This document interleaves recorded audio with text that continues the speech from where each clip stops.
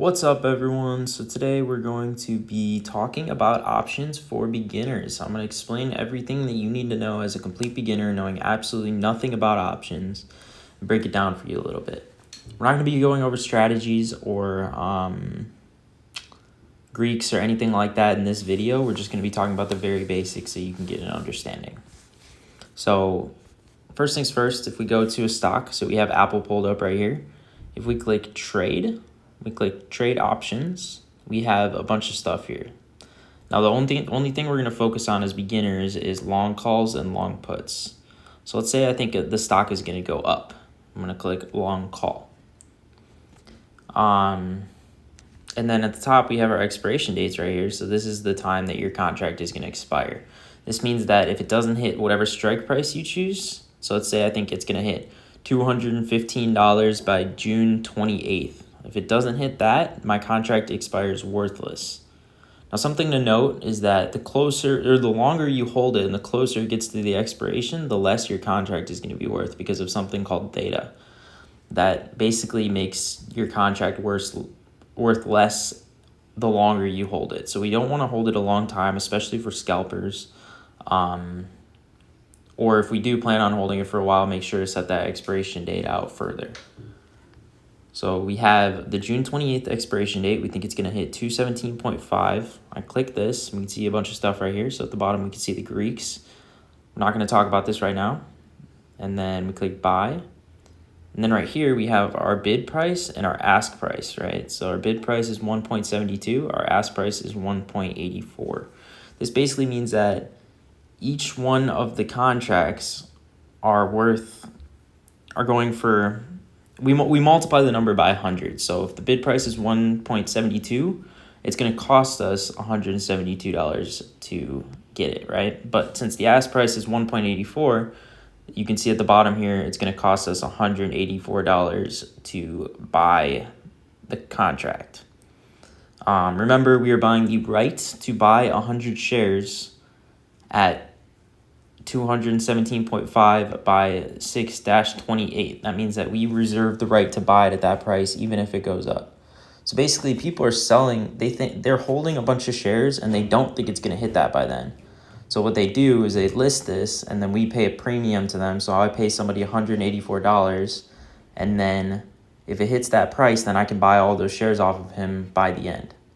Now, we don't actually have to buy all those shares because buying 100 shares of Apple is going to be very, very expensive for most people. So what we can do instead is we can sell our contract to somebody else. Now, what we want to do is we don't want to hold this for a long time. So for scalpers or anything like that, we could just get our income and sell it because we don't want to hold it for a long time because of theta.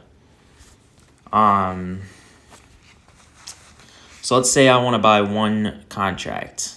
That is $184. Now, if we actually, what we can do here is we can click on this. So let me go here.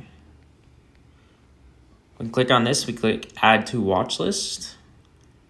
And then now we can actually open it and see how much the contract is moved over the past few days.